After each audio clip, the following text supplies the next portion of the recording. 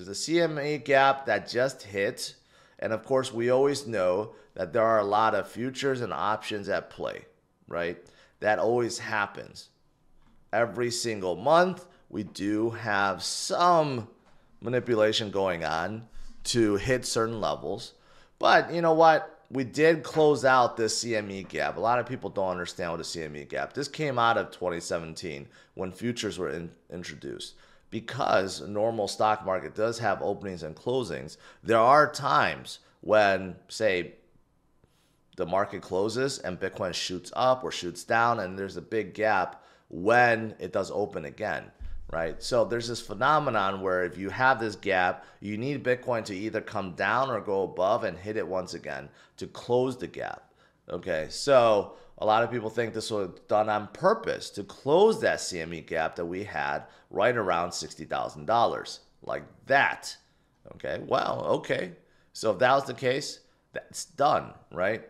But again, we do not know if that's exact reason why, or none of what I just said has anything to do with anything.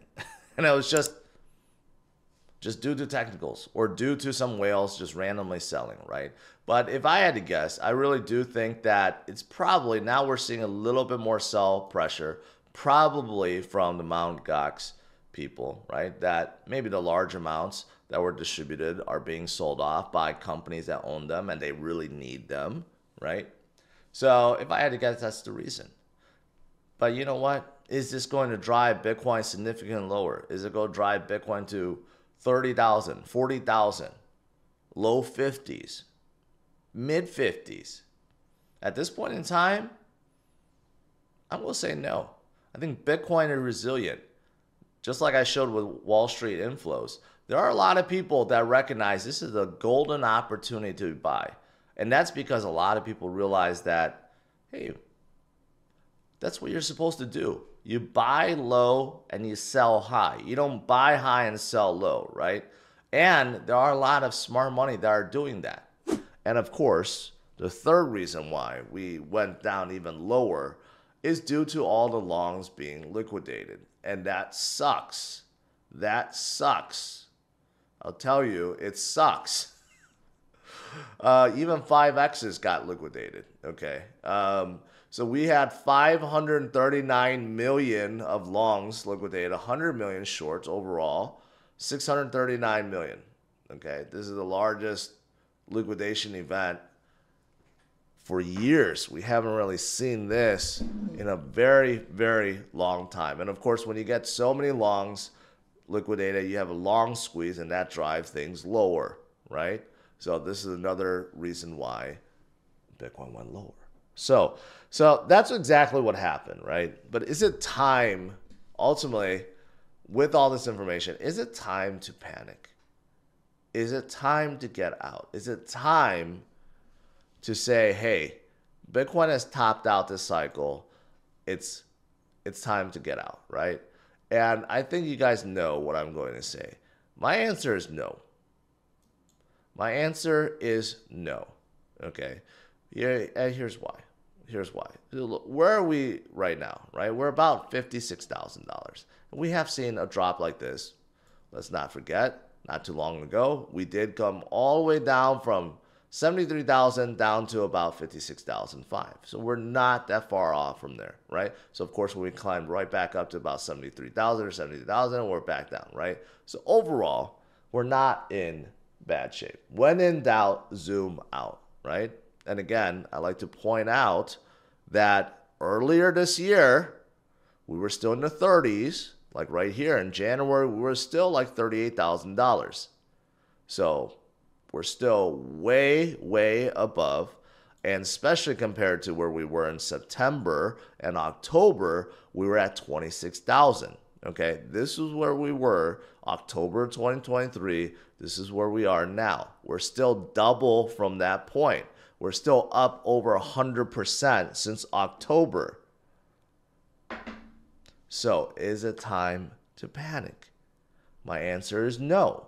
Now, had we fallen all the way back down to 26,000 today, then I would say, okay, that's worrisome for us to drop so much so fast. But that's certainly not the case.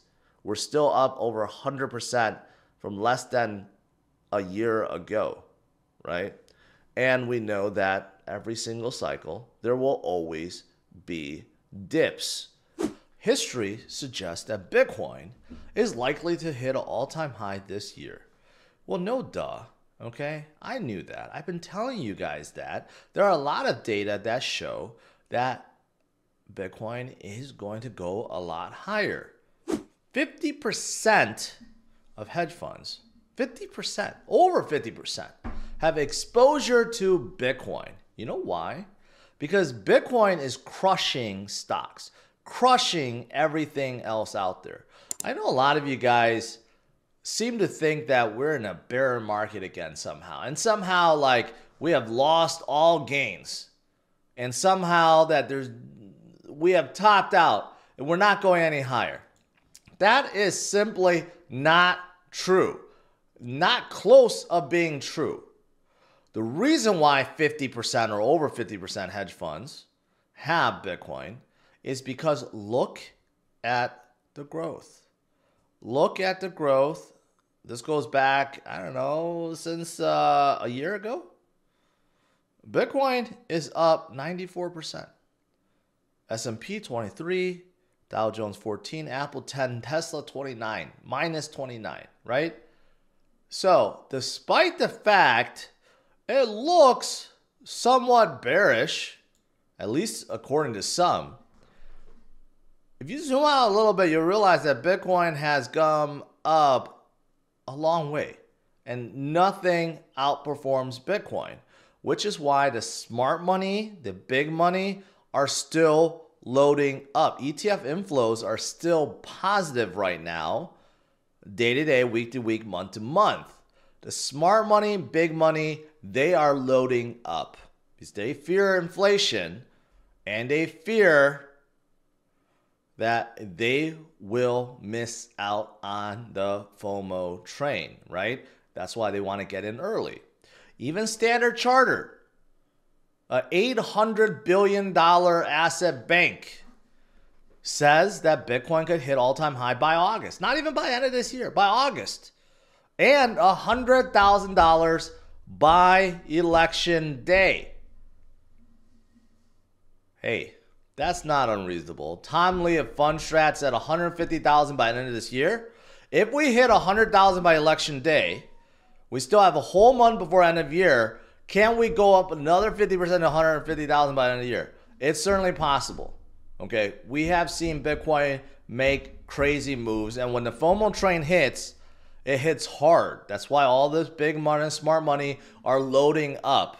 Okay, even a bank, a huge, enormous bank out of Europe is saying the same thing. That's telling you something. The confident level is so insanely high right now, right? I mean, they're putting their neck out.